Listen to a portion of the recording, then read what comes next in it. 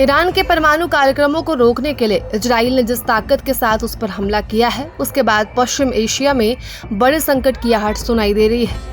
Israel की तरफ से ईरान के कई टॉप जनरलों और वहां के वैज्ञानिकों को मौत की नींद सुला दी गई। उसके महत्वपूर्ण प्रतिष्ठानों पर हमले किए गए। इसके बाद अब ईरान की तरफ से इजराइल की राजधानी तेल अवीव पर हाइपरसोनिक मिसाइल से ताबड़तोड़ हमले कर कहर बरपाया जा रहा है।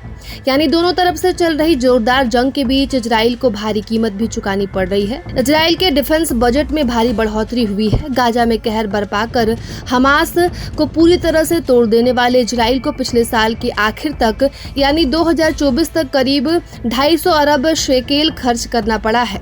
इजराइल किस तरह से अपने डिफेंस बजट के ऊपर खर्च कर रहा है उसे इस डेटा से भी समझा जा सकता है। जिस इजराइल का 2 साल पहले यानी 2023 में डिफेंस बजट 60 अरब शेकेल, वो अब यानी ठीक 2 साल बाद बढ़कर 118 अरब शेकेल तक आ गया है। 2 मोर्चे पर गाजा और उसके साथ अब ईरान के साथ जंग ने इजराइल की इकोनॉमी को हिलाकर रख दिया है। ऐसे में सवाल उठ रहा है कि क्या उसने बड़ी गलती कर दी।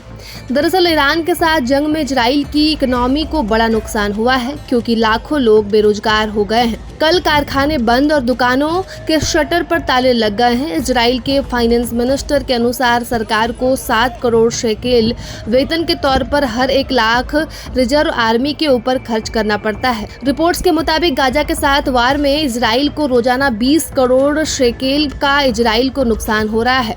एक रिपोर्ट के मुताबिक ईरान के साथ लड़ाई में पहले ही 48 घंटे के दौरान इजराइल को 1.45 अरब डॉलर यानी 5.5 अरब शेकेल खर्च करना पड़ा है। रिपोर्ट में ये भी कहा गया कि ईरान के खिलाफ फाइटर प्लेन के ईंधन और गोला बारूद पर करीब 30 करोड़ डॉलर का रोजाना खर्च आ रहा है। ऐसे में federation of Israeli chambers of commerce के अध्यक्ष ने ईरान के साथ जंग पर इजराइल को आगे किया है। उनका कहना है कि अगर ये जंग नहीं रुकी तो इजराइल में और बड़े पैमाने पर न सिर्फ छंटी होगी बल्कि आने वाले समय में मुश्किलें बढ़ जाएंगी। वहीं ईरान को परमाणु शक्ति संपन्न बनने से रोकने के लिए इजराइल की तरफ से तेहरान के महत्वपूर्ण परमाणु प्रतिष्ठानों को टारगेट किया गया। पिछले 5 दिनों से दोनों देशों के बीच जबरदस्त वार पलटवार किया जा रहा है।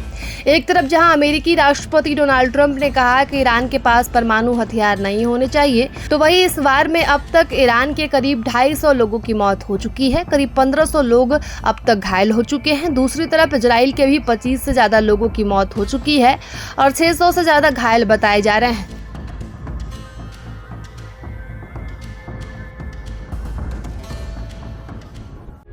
प्रभातखबर.com, विश्वास वही, रफ्तार नहीं।